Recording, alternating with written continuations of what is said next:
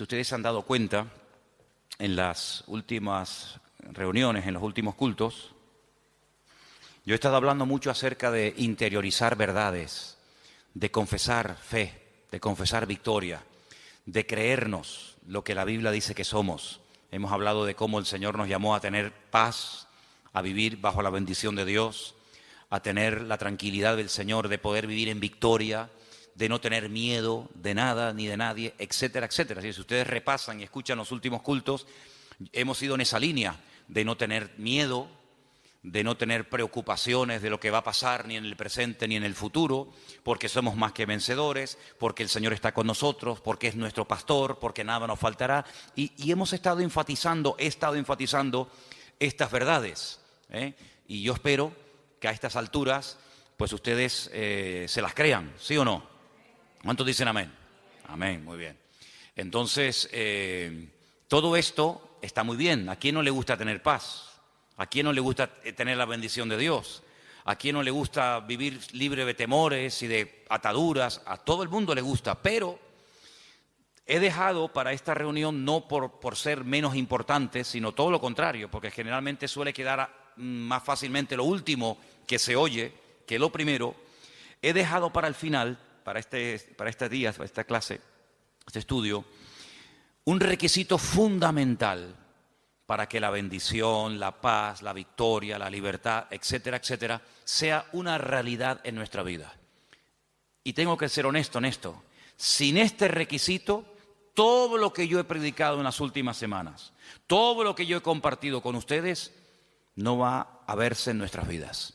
Porque este requisito es la llave que abre todas las bendiciones que Dios mediante vendrán en el futuro. Por lo tanto, todo lo que habéis oído en las últimas semanas depende de si hacemos o no caso al mensaje de esta noche. Vamos a ir a varias porciones y la primera porción a la cual vamos a ir es en el Evangelio según San Lucas. Este es un requisito indispensable para poder disfrutar de las bendiciones del Señor. Lucas capítulo 15, como bien saben ustedes, es un capítulo que contiene 3 enseñanzas, 3 parábolas, 3 ilustraciones. La primera nos habla acerca de un pastor que pierde una oveja. No para hasta encontrarla, va a buscarla y cuando la encuentra, la carga sobre sus hombros, regresa gozoso y comparte la bendición con sus amigos, sus familiares y sus vecinos. Va a buscar a la oveja, porque la oveja, ya lo hemos dicho en multitud de ocasiones, que es un animal torpe, sin sentido de la orientación, incapaz de volver al redil por sus propios medios, y hay que ir a buscarla porque la oveja nunca va a volver. No es como una paloma mensajera, o como un perro, o como cualquier otro animal que lo dejas y él sabe volver por el rastro, por el olfato, por lo que sea. La oveja no. Lo segundo que se pierde en el capítulo 15 es una moneda, algo inanimado. La moneda no va a aparecer por sí misma, hay que buscarla, hay que ver dónde está. Y dice la Biblia que cuando esta mujer encuentra la moneda perdida, bueno, la alegría es tremenda y nuevamente comparte la alegría, el gozo y la bendición con los que la conocen y con los que sabían el problema que la mujer tenía, que había perdido dinero. Sin embargo, lo tercero que se pierde no es ni un animal ni un objeto inanimado como una moneda, sino se pierde un ser humano, se pierde un hijo. Y en este caso no vemos, como en el caso del pastor que fue a buscar la oveja perdida, ni vemos al padre como la mujer que busca la moneda. Vemos que el padre no va detrás del hijo, por una sencilla razón, porque ese es el camino que de momento su hijo ha escogido. Y lo que vemos en esta parábola, hay muchas enseñanzas, pero una de las cosas fundamentales que vemos en esta parábola, la famosa parábola del hijo pródigo, es que el padre no va en contra de la voluntad del hijo, aunque la voluntad del hijo no es correcta. Es decir, el hijo sí tiene voluntad propia. El hijo decidió marcharse y cuando quiera las puertas estarán abiertas, pero es el hijo el que tiene que reflexionar, es el que tiene que pararse y decir: he cometido una equivocación, me he equivocado, no he hecho correctamente. Y dice entonces en Lucas capítulo 15, a partir del versículo 17, algo muy interesante, y voy a leerlo. Lucas 15, 17. Volviendo en sí, el hijo pródigo, el que se marchó, dijo: ¿cuántos jornaleros en la casa de mi padre tienen abundancia? Abundancia de pan, y yo aquí perezco de hambre.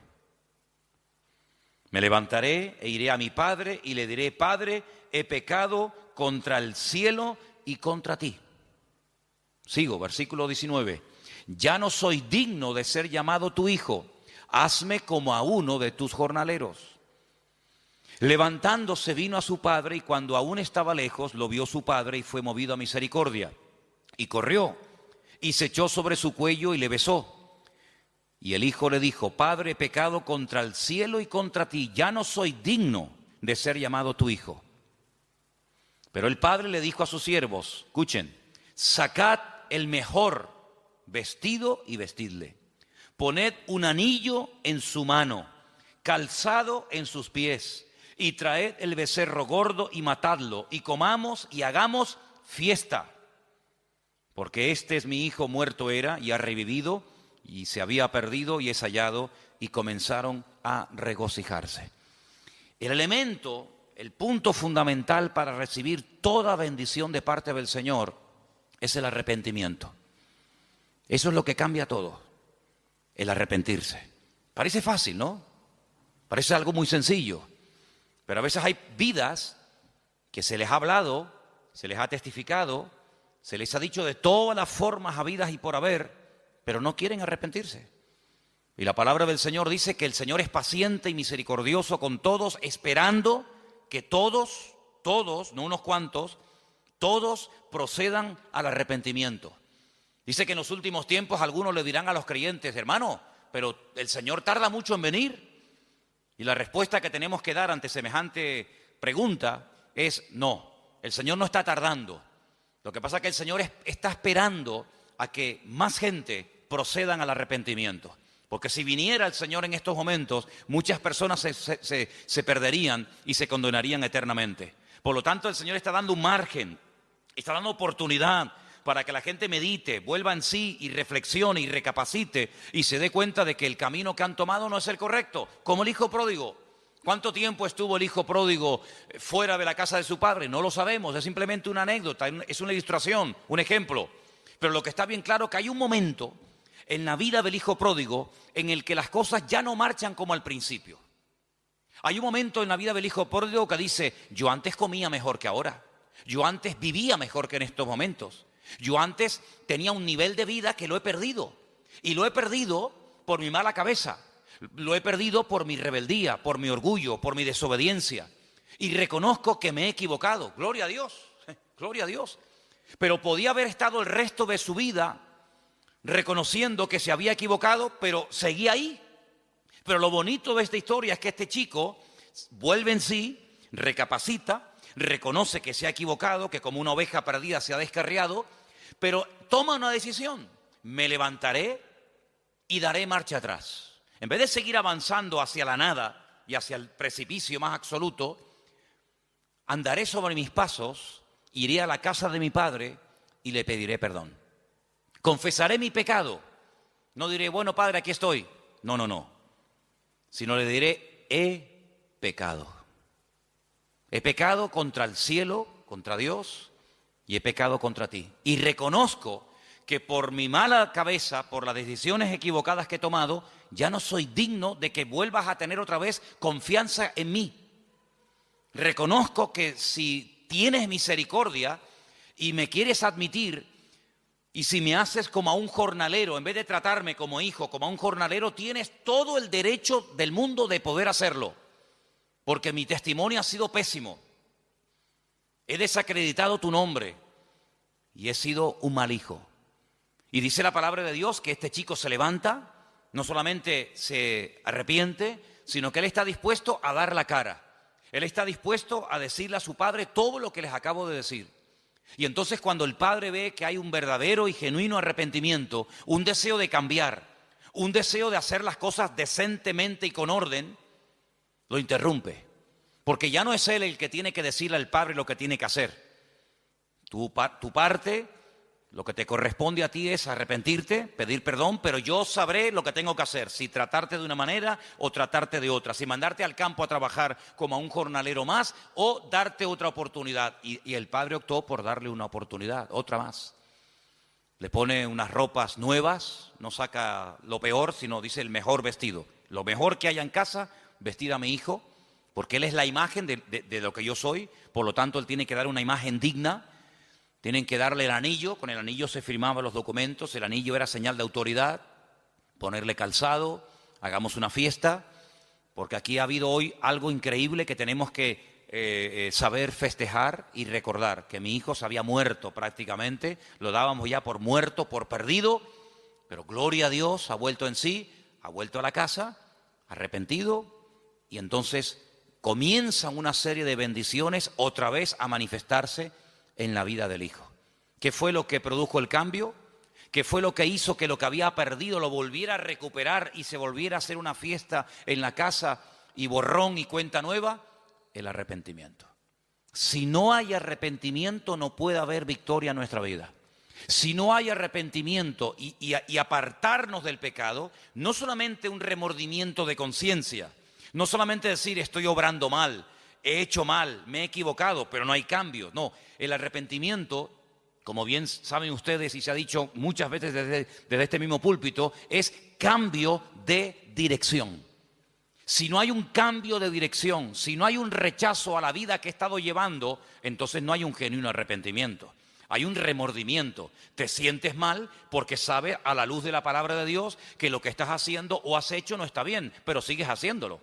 El arrepentimiento genuino es el que lleva a la persona a reconocer su error, pero a querer rectificar, a cambiar de dirección y a empezar una vida completamente alejada del pecado que hasta ese momento lo ha estado dominando. Entonces vemos en el hijo pródigo que él vuelve en sí, recapacita, retorna a la casa del padre, pide perdón y automáticamente, gloria a Dios, una lluvia, una cascada de bendiciones comienza a ser derramada sobre la vida de este muchacho, porque vemos que el arrepentimiento es la clave para toda bendición de nuestra vida. ¿Cuántos dicen amén? Seguimos en Lucas, capítulo 19. Estamos en el 15, nos vamos al capítulo 19 y ahora encontramos una historia real, porque la historia del hijo pródigo es una parábola que puede o no ser real. Pero la historia que vamos a analizar ahora es la historia de un publicano, del jefe de los publicanos. Un hombre con una buena posición social, un hombre con un buen puesto de trabajo, un hombre que ha tenido, entre comillas digo, la suerte de trabajar para el Imperio Romano recaudando impuestos, pero sabemos que los publicanos eran personas odiadas, eran personas que nadie quería juntarse con ellos porque los consideraban auténticos traidores. Trabajando, levantando impuestos para el enemigo, es increíble, de tus propios hermanos. Pero si tenían que recoger 20 denarios por día, por poner un ejemplo, ellos iban más allá y lo que recaudaban de más se lo metían en el bolsillo. Hacían un mal uso de la autoridad que habían recibido. Y hay un tal Zaqueo, capítulo 19 de Lucas, que es un hombre muy pequeño de estatura, se sube a lo alto de un árbol sicómoro, dice la Biblia, un árbol muy fácil de trepar, para ver cuándo el Señor pasa. Y para su sorpresa, versículo 5 dice, cuando Jesús llegó a aquel lugar, mirando hacia arriba, le vio y le dijo, Zaqueo, date prisa, desciende, porque hoy es necesario que pose yo en tu casa. La sorpresa de Zaqueo tuvo que ser mayúscula. La sorpresa de Zaqueo tuvo que ser inmensa, es decir, no solamente se para, me dirige la palabra, sino encima me da el honor de poder llevarlo a mi casa. Bueno, a raíz de esto, dice la Biblia en el versículo 7, comenzaron las murmuraciones. La gente decía, ¿cómo es posible que ha entrado a la casa de un hombre pecador? Pero fíjate qué interesante. Ya en la casa ocurre algo muy interesante. Versículo 8. Entonces Zaqueo, puesto en pie, dijo al Señor, he aquí, Señor, la mitad de mis bienes doy a los pobres. y si en algo he defraudado a alguno, se lo devuelvo cuadruplicado. Ahora es cuando por primera vez vemos a Jesús abriendo la boca y diciendo algo.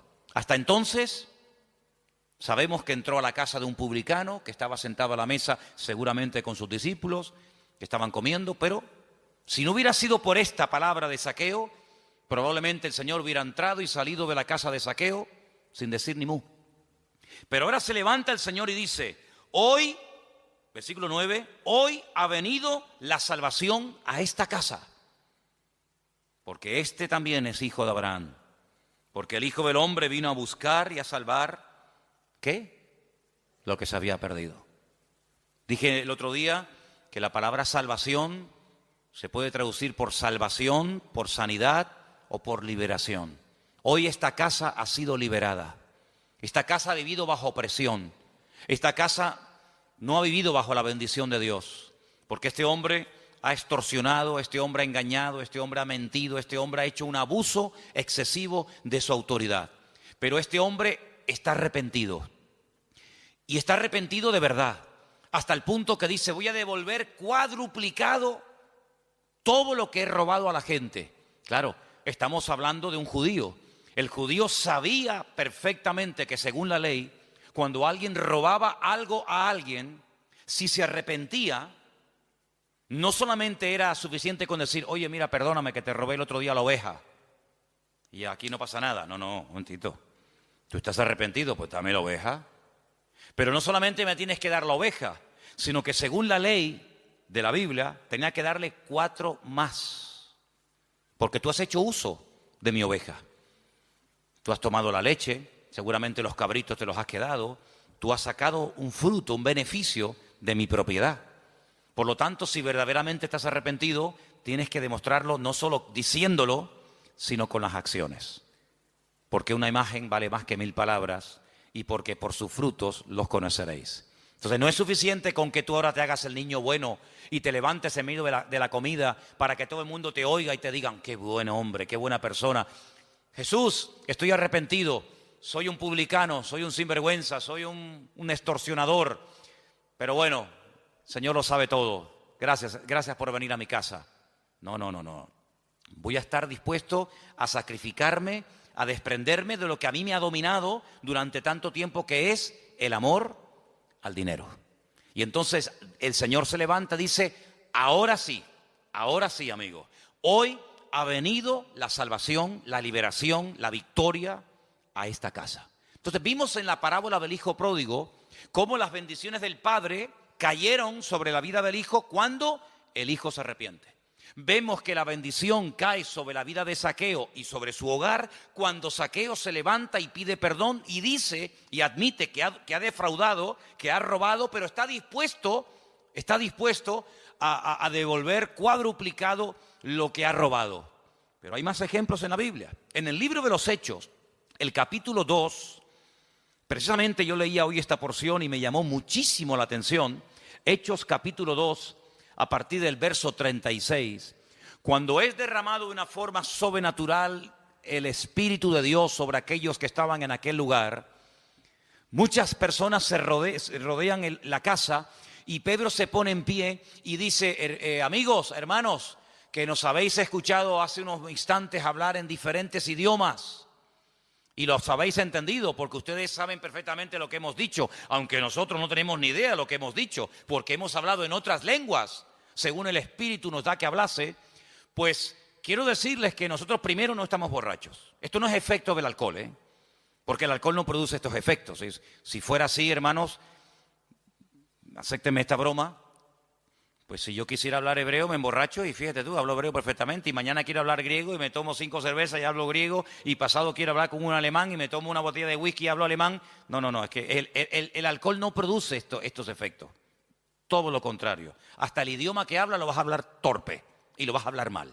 Así que esto no es efecto del alcohol. Lo que aquí ha ocurrido, que ustedes acaban de oír y ver, esto es el cumplimiento de una palabra que estaba escrita nada más y nada menos que por Joel, por el profeta Joel, que dijo que en los postreros días el Señor derramaría de su Espíritu Santo sobre las personas. Y él da una explicación y da un mensaje extraordinario que te animo a que lo leas. Pero cuando llegamos al versículo 36 de este extraordinario mensaje, dice el apóstol Pedro, Hechos 2:36, sepa pues ciertísimamente toda la casa de Israel que a este Jesús, a quien vosotros crucificasteis, Dios le ha hecho Señor y Cristo. Le ha hecho la máxima autoridad y lo ha nombrado como el Mesías. Este al que ustedes mataron, este al que ustedes rechazaron y crucificaron. Esa fue la reacción de los hombres, pero la reacción de Dios es que Dios lo ha levantado y lo ha hecho Señor y lo ha hecho Cristo. Y dice en el versículo 37, al oír esto, es muy fuerte, se compungieron de corazón y le dijeron a Pedro y a los otros apóstoles, varones hermanos, ¿qué haremos? Hemos metido la pata, nos hemos equivocado, hemos matado al Mesías, hemos matado al enviado de Dios. ¿Hay remedio? Bueno, yo dije hace poco en un mensaje que el diablo es un experto en cerrarte puertas y en oprimirte y en agobiarte y en pintarte un panorama catastrófico donde no ves salidas, ni puertas, ni ventanas, ni respuestas, ni nada. Pero nuestro Dios es un experto, aleluya, en mostrarnos la realidad, pero en darnos respuestas, en darnos salidas y en darnos soluciones. Cuando ellos dicen, bueno, ¿y ahora qué hacemos? Pues el apóstol Pedro dice algo increíble, versículo 38, arrepentíos y convertíos. Dice el versículo 38, cada uno de vosotros en el nombre de Jesucristo para el perdón de vuestros pecados y recibiréis el don, el regalo, la dádiva del Espíritu Santo como nosotros. Y después les habla de la promesa. Dice, mira, esta promesa que dio Joel, que se ha cumplido hoy, no solamente es para nosotros, sino es para ustedes también. Y para cuantos el Señor nuestro Dios llamare. Y entonces dice que ese día se arrepintieron, se convirtieron, cambiaron de vida, se bautizan y automáticamente entran a formar parte de la iglesia, del cuerpo de Cristo, de la iglesia del Señor. Es decir, estamos viendo ejemplos de cómo las bendiciones del Padre se derraman sobre el Hijo pródigo cuando éste se arrepiente. Estamos viendo cómo la bendición llegó al hogar de Zaqueo cuando éste se arrepiente y está dispuesto a cambiar. Y estamos viendo ahora una enorme multitud de personas dolidas, compungidas, digamos, diciendo, madre mía, la que hemos liado, ¿ahora qué hacemos? Pero el apóstol Pedro le dice, arrepiéntanse, cambien, conviértanse. Y automáticamente la bendición de Dios también será vuestra y caerá sobre vuestras vidas y sobre vuestras cabezas. Entonces estamos viendo cómo para recibir las bendiciones, para vivir en paz, para tener libertad, para tener gozo y para que el Señor esté a nuestro lado, tiene que haber previamente un reconocimiento de nuestra culpa, de nuestro pecado, confesarla pidiendo perdón delante del Señor y cambiar automáticamente. De lo contrario, la palabra que oímos, si nos toca, nos convence, nos redarguye de pecado y no cambiamos, al final la palabra, en vez de convertirse en una herramienta de bendición, se va a convertir en una herramienta de condenación. Porque la palabra viene para convencerte de pecado. Si te convence de pecado, si te redarguye el Espíritu de Dios, cuando escuchas la palabra y cambias y te arrepientes, gloria a Dios. Pero ¿y si no te arrepientes? Dice, ya no hay más ofrenda por el pecado, ya no se puede hacer nada más. No vamos a decirle al Señor que suba otra vez al madero y que muera otra vez. Eres tú el que no quieres cambiar, eres tú el que no te quieres arrepentir. Y todo el futuro maravilloso y todas las bendiciones que el Señor tenía para tu vida, tú lo estás echando a perder con tu falta de arrepentimiento y de una genuina conversión delante del Señor. ¿Cuántos dicen amén? Vamos a ir a algunos pasajes, otros pasajes del Nuevo Testamento para ir fortaleciendo todo esto y espero que esté quedando claro, ¿verdad? Segunda de Corintios, capítulo 2, versículo del 5 en adelante. Segunda de Corintios, capítulo 2, versículo 5. Para entender esta porción, tengo que decirles que en la primera carta, el apóstol Pablo le dice a la iglesia que tienen que expulsar, echar de la congregación a un hermano, a un creyente, a un hombre, a una persona que a Pablo le han informado que está en fornicación y que está nada más y nada menos que con su madre o con su madrastra, como algunos comentaristas opinan. Cuando el apóstol Pablo le dice, mira, es que hay un hermano en la iglesia, o uno que dice que es creyente en la iglesia, y resulta que está cometiendo un pecado terrible, y le dice, mira, algunos comentarios dicen que era realmente con su madre, cosa que nos puede resultar escandalosa hoy en día, pero que en aquellos tiempos la depravación era tan terrible que era normal, ¿eh? O otros comentarios dicen que podía ser la segunda esposa de su marido, con su madrastra. Bueno, da igual, madre o madrastra. El apóstol Pablo dice, bajo ningún concepto voy a permitir que en esa congregación que ha costado tanto sacrificio levantar, se produzca semejante mal testimonio. Y el apóstol Pablo dice algo tremendo, dice, eso que ese hombre está haciendo yendo a la iglesia, no lo hacen ni los inconversos. Ese pecado es tan terrible, tan vergonzoso, que ni los gentiles hacen eso que este hombre está haciendo. Por lo tanto dice, juntaos, y yo en espíritu me junto con vosotros, y expulsad a este personaje de la iglesia, entregárselo a Satanás, para que el diablo lo sacuda, para que se dé cuenta de la barbaridad que está haciendo, que está causando un pésimo testimonio dentro de la congregación, y bueno, que el Señor tome medidas. Se ve que lo expulsaron, y este hombre recapacitó, este hombre reconoció su pecado, y ahora en el capítulo 5 de Segunda de Corintios, capítulo 2 de Segunda de Corintios, del versículo 5 en adelante, dice Pablo, Segunda de Corintios 2:5, si alguno me ha causado tristeza, no me la ha causado a mí solo, sino en cierto modo, por no exagerar, a todos vosotros, evidentemente. Le basta a tal persona esta reprensión hecha por muchos. Así que al contrario, vosotros más bien debéis perdonarle y consolarle para que no sea consumido de demasiada tristeza, por lo cual os ruego que confirméis el amor para con él.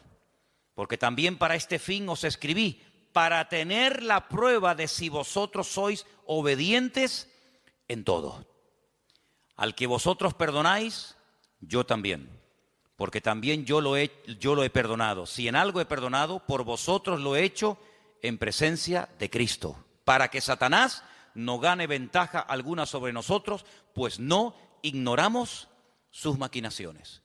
Si lo que él dice que se haga en Primera de Corintios, que es expulsar a este hombre de la congregación, en la segunda carta que le escribe a la iglesia de Corinto dice, ahora este hombre ha pedido perdón, este hombre ha reconocido su pecado y ahora lo que tenemos que hacer es perdonarlo, consolarlo, volver a admitirlo en el seno de la iglesia, y si ustedes lo admiten, yo también. Si ustedes lo perdonan, yo también lo perdono.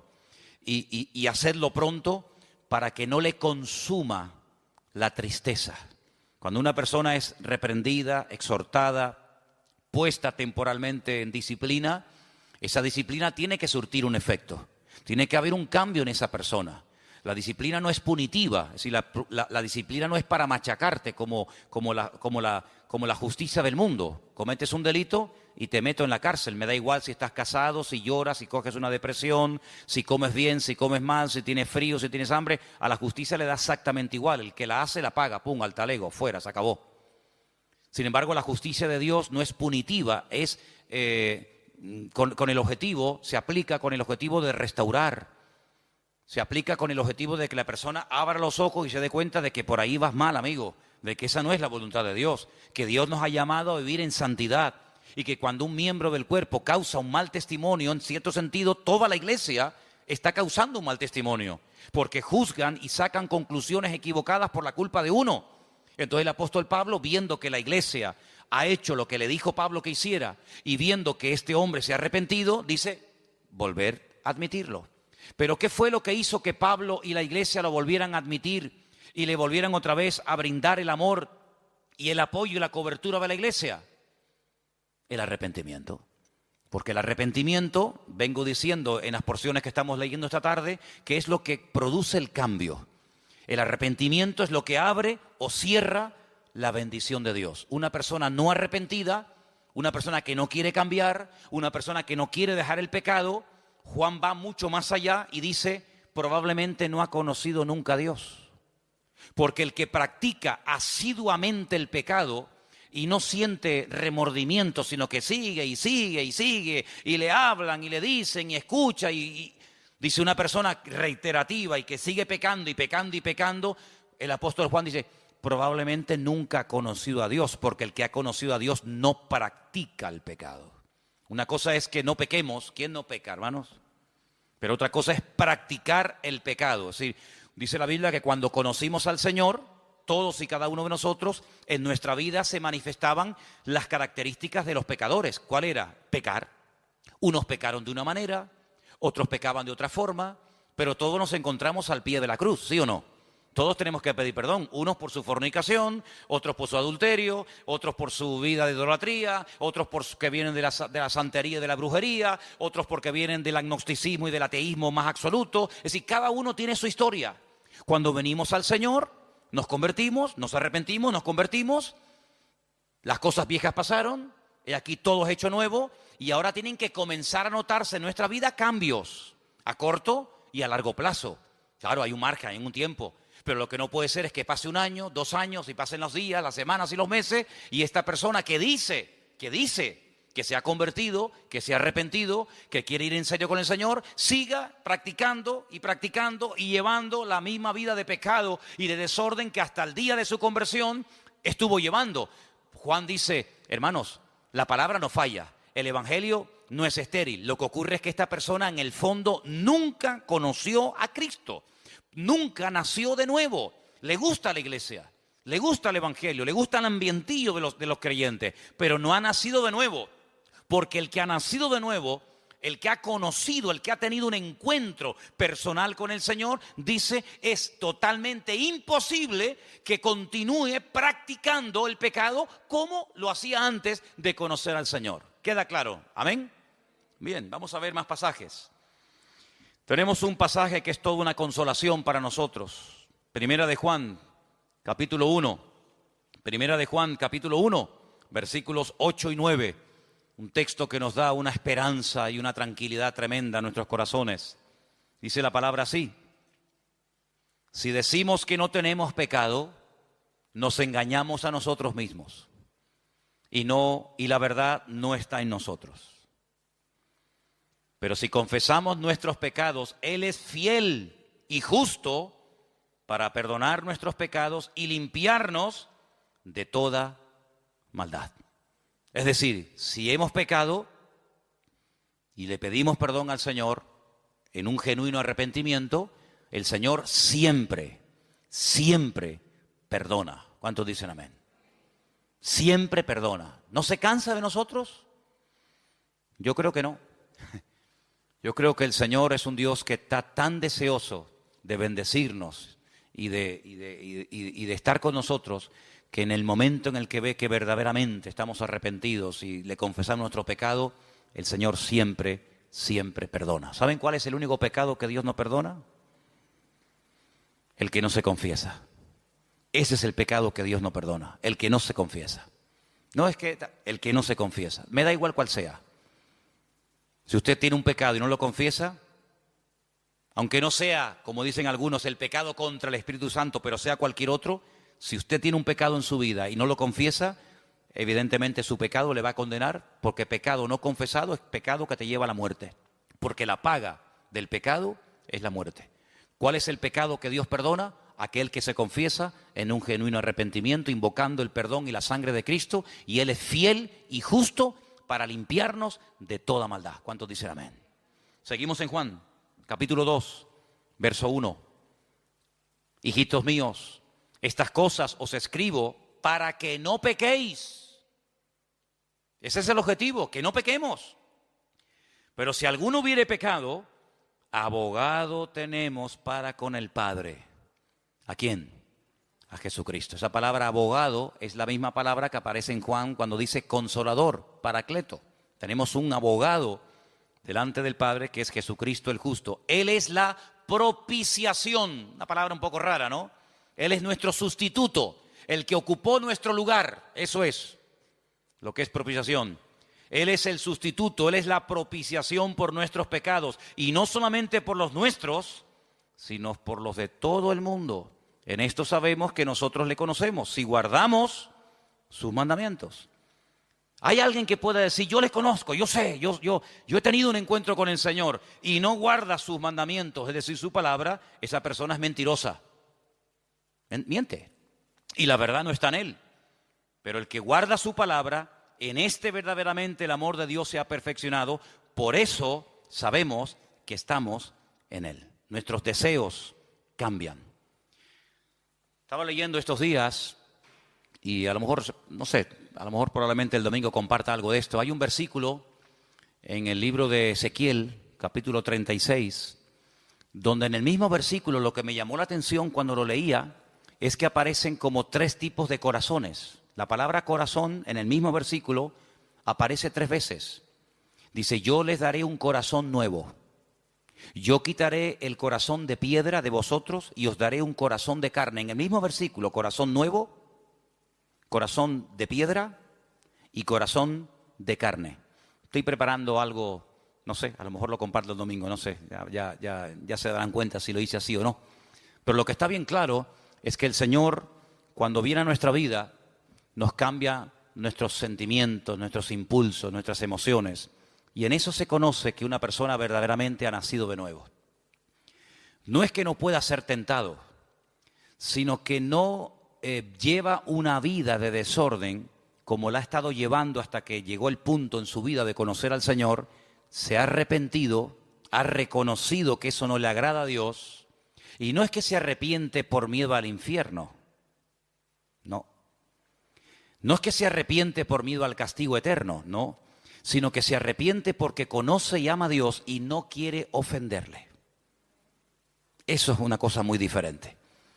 No es que el niño se porta bien porque si se porta mal no le dejo jugar con la bicicleta. Entonces, como quiere jugar con la bicicleta, él se porta bien, pero si fuera por él se portaría mal. Pero como quiere jugar con la bicicleta, entonces se porta bien. Pero el verdadero Hijo de Dios no deja de pecar por miedo al castigo, sino el verdadero nacido de nuevo deja de pecar porque ama tanto a Dios que no quiere ofenderle, ni quiere hacer nada que no haría el Señor y que ofendería la santidad y la grandeza del Señor. ¿Cuántos dicen amén? Ahora, puede ser que como creyentes se peque, claro, cómo no, somos seres humanos y dice la Biblia que el espíritu está pronto y la carne es débil. ¿Qué ocurre entonces? Santiago, la carta a Santiago, hay un texto muy bonito en el capítulo 5, casi al final de la carta de Santiago, en el capítulo 5, 19 y 20. Escucha bien porque es un versículo muy interesante y espero que captes el espíritu de la letra. No solamente la letra, sino el espíritu de la letra. Santiago 5, versículos 19 y 20 dice, hermanos, no llamamos hermano a todo el mundo. Usted va por la calle y cuando entra, por ejemplo, en una cafetería a tomar un cortado, dice, buenos días, hermanos, Señor les bendiga a todos. Los de la barra te miran así diciendo, ¿de dónde ha salido este? No entras a la universidad por la mañana, dice, buenos días, hermanos, ¿qué tal? Señor les bendiga, hermanos. La gente dice, yo no soy tu hermano. ¿A quién le llamamos hermanos? Aquí, a nosotros. ¿Qué tal, hermano? ¿Cómo estás? Hola, hermanita. A mí me viene de maravilla eso de hermano y hermana. Cuando me quedo trabado y no me sale el nombre, digo, hola, hermana, ¿qué tal? Y quedo bien, encima quedo hasta educado, ¿no? Así que cuando Santiago dice hermanos, ¿a quién le está hablando? ¿A los inconversos? No, le está hablando a los hermanos. Y hermano en Cristo nuestro es todo aquel que tiene a Cristo en su corazón como tú y yo lo tenemos, ¿sí o no? Eso está claro, ¿no? Muy bien, sigo entonces. Hermanos, si alguno de entre vosotros se ha extraviado de la verdad y le hace volver, sepa que el que haga volver al hermano, nadie dice nada. Corríjame porque leí mal a propósito y nadie me dijo nada. Yo sé que ustedes me quieren mucho, pero no me permitan que lea mal la Biblia. El versículo no dice, sepa que el que haga volver al hermano, no dice eso, hermano. Dice, el que haga volver al pecador del error de su camino salvará de muerte un alma y cubrirá multitud de pecados. Es decir, que existe la posibilidad de que después de haber conocido al Señor, de formar parte del cuerpo de Cristo, de ser hermanos y hermanas, pequemos y nos desviemos de la verdad, ¿sí o no? Entonces, ¿qué hacemos? Bueno, pues entonces lo que hay que hacer es volver al camino. ¿Y cómo se vuelve al camino? Arrepintiéndose. Señor, he pecado contra el cielo, he pecado contra tu palabra, te pido perdón, lo siento, Señor. No quiero volver a cometer este pecado. ¿Y el Señor qué hace? Perdona y olvida. ¿Por qué? Porque es fiel y justo para perdonar todo pecado que verdaderamente le pedimos perdón en genuino arrepentimiento delante del Señor. Entonces, el denominador común, el hilo conductor de lo que estoy hablando en esta noche, todo se ciñe a una sola palabra: arrepentimiento, arrepentimiento, arrepentimiento. Pero cuidado, hay creyentes que piensan que el tema del arrepentimiento es para los de la calle, para, como decimos a veces hasta despectivamente, ¿no? Que Dios nos perdone, para los del mundo, que se arrepientan de esa idolatría, que se arrepientan de sus pecados. Sí, no, está claro que se tienen que arrepentir, los pecadores se tienen que arrepentir, pero hermano, los cristianos también tenemos que vivir una vida de arrepentimiento cada día. O nosotros ya no pecamos. El que no practiquemos un pecado no significa que de vez en cuando no cometamos algún pecado. Porque dice la Biblia que el que no peca es varón perfecto, capaz de refrenar todo su cuerpo. Podemos pecar de muchas formas, tal vez no tan brutales, tal vez no tan exageradas como cuando no le conocíamos a Él, pero en definitiva se puede pecar. Pero gloria a Dios, que Dios es fiel y justo para perdonar siempre, siempre, cuando hay un genuino arrepentimiento en nuestras vidas y en nuestros corazones. ¿Cuántos dicen amén? Qué alivio, ¿no? Gloria a Dios. Bueno, tengo un versículo más. Vamos a Job, libro de Job, y con este texto terminamos. Libro de Job, capítulo 11. Y son versículos que a usted le van a resultar muy, pero que muy, muy conocidos, porque la mayoría se lo saben todos ustedes de memoria. ¿Sí o no? ¿Se lo saben de memoria?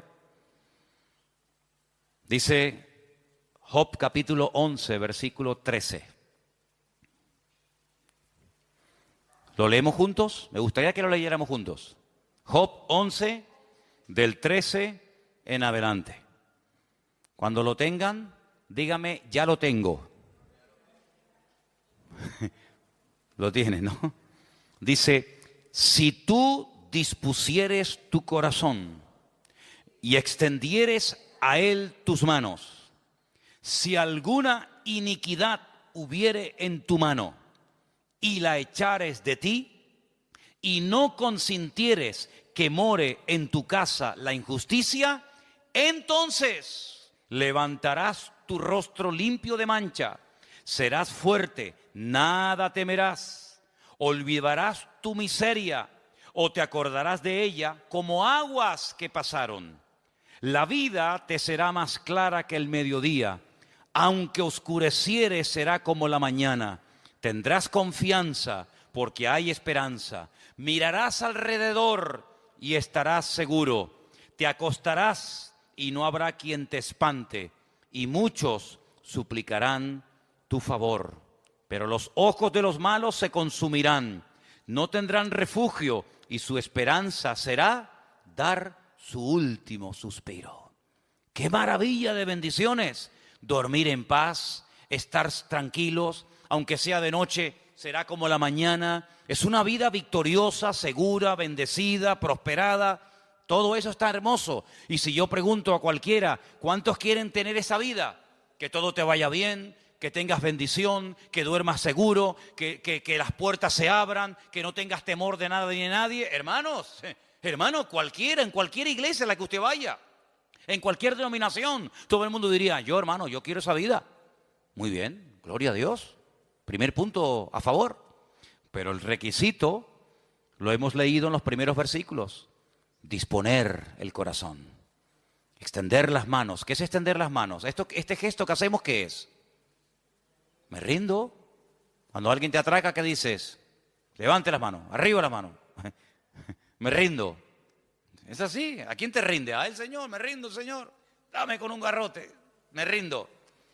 Tienes que rendirte. Segundo, si alguna iniquidad, si algún pecado hubiere en tu mano, bajo tu control, que tú dominas, la mano es sinónimo de control, de autoridad, pues si la echas de ti y no permites que more en tu casa la injusticia, entonces todo lo bonito que nos gusta tener vendrá, como dice el Señor, por añadidura. Pero el requisito, ¿cuál es?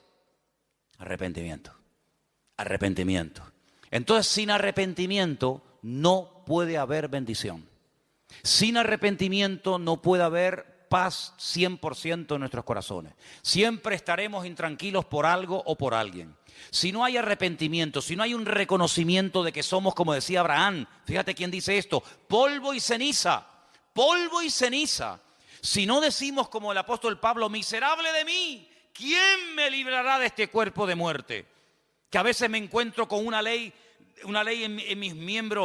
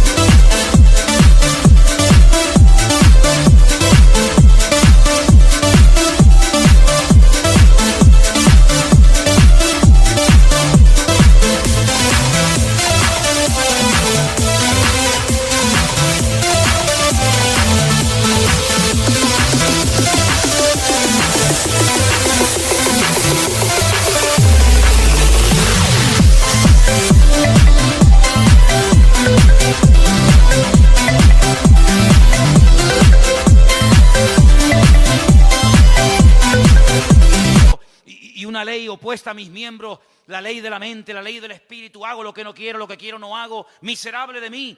Si no tenemos el espíritu de Isaías que decía, ay de mí, que siempre hombre inmundo de labios han visto mis ojos al Rey de Gloria. Si no tenemos esa actitud de temor, porque eso se llama temor a Dios. Si perdemos ese temor, entonces ¿qué somos? ¿Qué somos entonces? Cuando dice la Biblia que el principio, no el final, no es una meta, bueno, a ver si la alcanzamos, hermanito. No, el principio, el Bereshit, el principio de la sabiduría, ¿qué es? El temor a Dios. Y otro versículo también muy parecido en Proverbios dice que el principio de la sabiduría es aborrecer el mal. Entonces, hermano, las bendiciones, gloria a Dios, ahí están. Pero si hemos sido llamados para ser personas bendecidas, si hemos sido llamados para tener al Santo de los Santos con nosotros 24 horas al día, si hemos sido llamados para vivir con gozo, con libertad, con quietud, con calma. Dice, en el mundo tendréis aflicción, pero confiad, yo he vencido al mundo.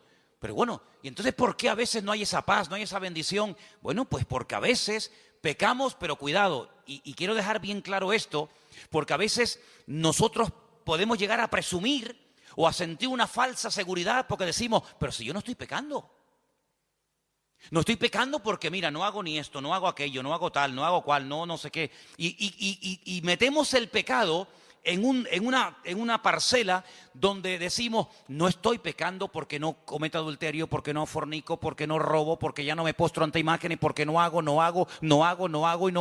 Y entonces yo me creo que como cristiano, como ya dejé de hacer, como ya no hago ciertas y determinadas burradas o barbaridades que hacía, pues ya no estoy pecando. Momento, dale la vuelta a la moneda. La otra cara de la moneda dice,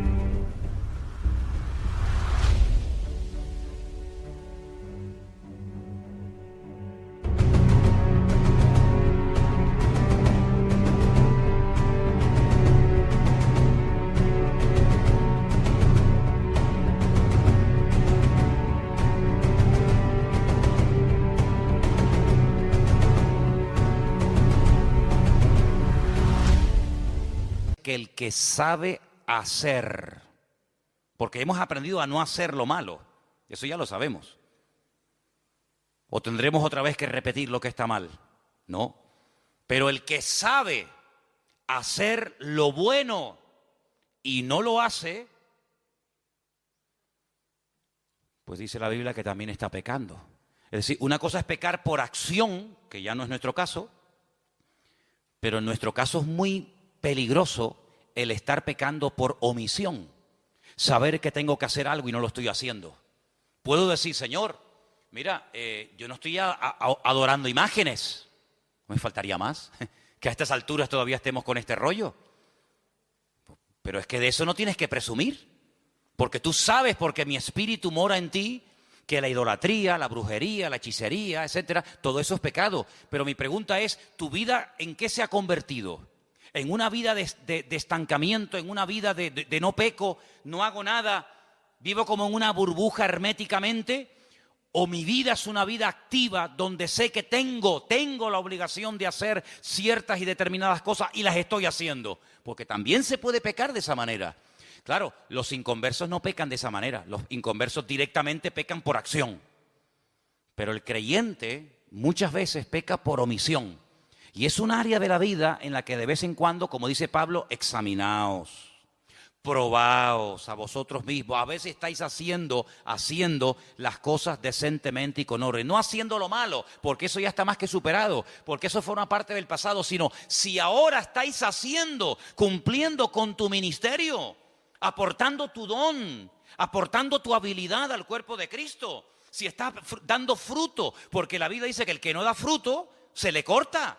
Pero el que da fruto se le sigue podando, se le sigue tratando para que dé aún más fruto. Luego nuestro nivel de poder pecar ahora ya no está en el nivel inferior del pecado de acción, porque eso lo tenemos claro, sino que ahora podemos estar en un nivel muy sutil donde decimos no estoy pecando de acción, pero cuidado, podemos estar pecando de omisión. Por lo tanto, el arrepentimiento, hermano, el arrepentirnos cada día es fundamental para que la bendición de Dios no se vaya de nuestra vida, sino que podamos ser un pueblo bendecido, usado y prosperado por la mano del Señor. ¿Cuántos dicen amén? Así que vamos a orar en esta tarde, ¿les parece? Tomen nota de este mensaje. Recuerden que el arrepentimiento es la clave, que el pecado corta la comunión con Dios, le da lugar al diablo y se pierden las bendiciones del Señor, pero el arrepentimiento hace que la mano del Señor esté sobre nuestra vida. El arrepentimiento marca la diferencia. Y si en este día hemos cometido algún pecado de acción o de omisión, pienso que ahora es el momento ideal para pedirle perdón al Señor y decirle, Señor, perdóname por lo que hice o por lo que tenía que haber hecho y no hice. Perdónanos, Señor, por los pecados que cometemos por acción o por omisión. Tú eres fiel y justo para perdonarnos de todo pecado. Dice tu palabra, es la Biblia, es la palabra de Dios, la creemos. Y pedimos en esta tarde que nos limpies, que nos perdones de todo pecado.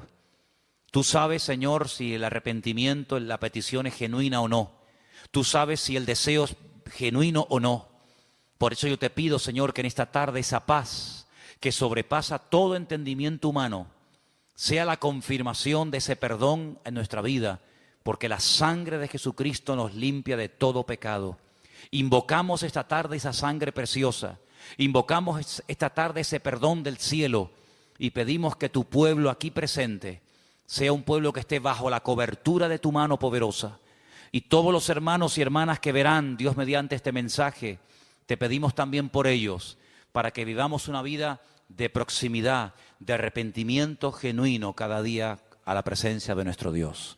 Guárdanos del maligno, apártalo de nuestro camino, para que podamos siempre estar atentos y no darle lugar al enemigo. Gracias porque tú siempre perdonas y te alabamos y te glorificamos en esta tarde por esta gran verdad de tu palabra. En el nombre bendito de Jesús, amén y amén. Gloria a Dios.